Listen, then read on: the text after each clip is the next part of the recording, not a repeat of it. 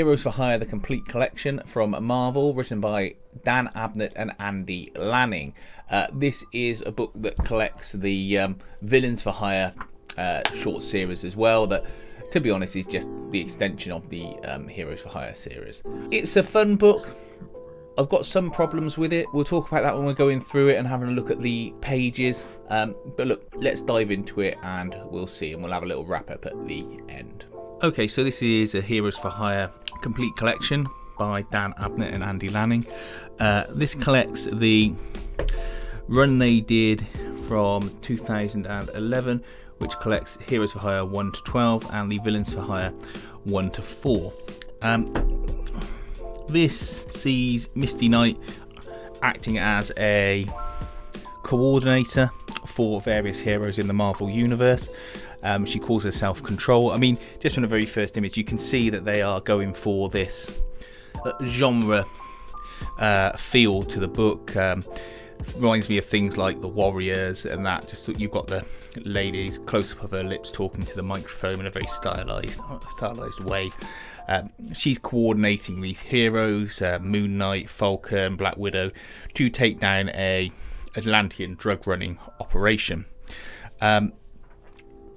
You find out very quickly, so this is very much first issue stuff, that she isn't actually doing this properly. She's under the control of the Puppet Master. But still, she is getting results, and basically Puppet Master is using her to take out all the people who wronged him, which happen to be villains, so there's a win-win, so say, for that. One of the main heroes she works with is Paladin, who I'm not overly familiar with. He's a mercenary with superhuman strength, speed and reflexes, usual fare. Over the course of the series, you see that they become closer. She gets this really annoying catchphrase for him, or nickname for him, Palo Mine, which they try and work in, but it just feels like a really forced nickname.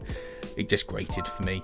But anyway, there's a relationship that builds between them that ultimately ends up with a level of intimacy or romance, let's say. Moon Knight features in this book as well. You see him taking on raptors there. And what's good is that all the characters that she deals with all have their unique personalities and react in a way that is different and wouldn't necessarily serve Misty's ends perfectly, which I think is nice, rather than everyone just getting along, hey chum, let's go do this. That they all have a little bit of tension, and they've all got their own interests that she has to manage. Misty is still coping with the loss of it's not a loss of a child, it was a phantom pregnancy, but it took a psychological and physical toll on her, and that comes up.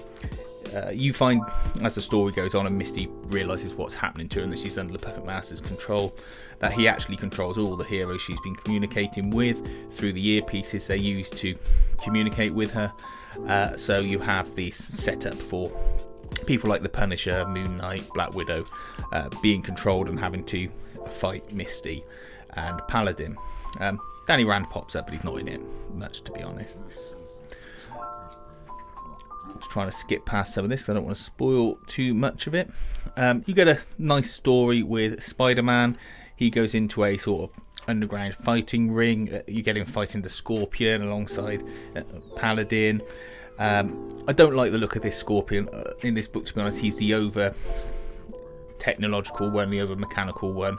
I imagine must have been modelled or has something to do with the Scorpion look in the Spider-Man PlayStation video game, which again I don't like it when they're all too mechanical. The classic villains, it just ruins them. Anyway, you get a Fear Itself story in there where you get this guy who's this sort of nerdy little pharmacist chemist who's making some drugs, and he gets covered in a fear toxin and turned into this giant monster that makes people see their worst fears. It's a nice, small enough story, but it's not exactly one to write home about. Anyway, when you get to the Villains for Hire story, you have Misty controlling a team of sort of real C-list villains who seem to be taking out other villains. This is a Spider Island story here. Now, they come up against a team set up by the Purple Man, who it turned out was behind things anyway, and so you have the two teams fighting each other. It's okay as the story goes. I think they could have done a little bit more with it, but they're probably constrained by the fact they had only 4 issues to get it done. But it's an enjoyable diversion, let's say. I think what hamstrings this book is that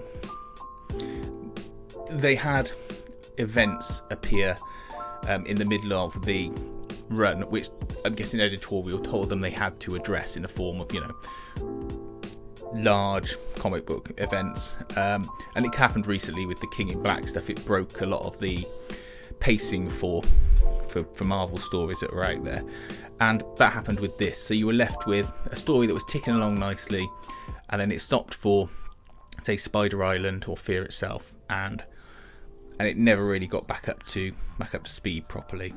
And what's worse is that they put a lot of exposition and an explanation as to why Misty was doing what she was doing in the Villains for Hire story right at the very end, 1 month earlier, and you go, okay, I understand that trope of flashing back, but it would have been better if it was told over a bit of a longer story. But that's the trouble with these big comic book events now. They do it to try and sell stories, but then they do it to the detriment of the actual stories that already exist and are already in play. You get this sort of nice overview of the Heroes for Hire saga, as they call it. So you get like a sort of little whistle-stop tour of the history of Heroes for Hire in the back, which I wasn't necessarily expecting. And then you get a little mini dossier on people that may or may not appear in the book and the reasons why. Okay, so that was the book. As I say, a little bit disjointed because of the unfortunate inclusion of a Marvel event in the middle of it, and they seem to break the pacing of it. One thing I would say is that this book varies in price. I'll throw out the current price that I can show it for on Amazon in trade format, and then we'll have a look at what the digital price is while we're talking. I wouldn't pay anywhere near £20 for this book. I mean, it's more like a £10 to £15 book all day. The story is fun, as I said, and it's not necessarily connected to the Marvel Universe, other than the event that comes in the middle.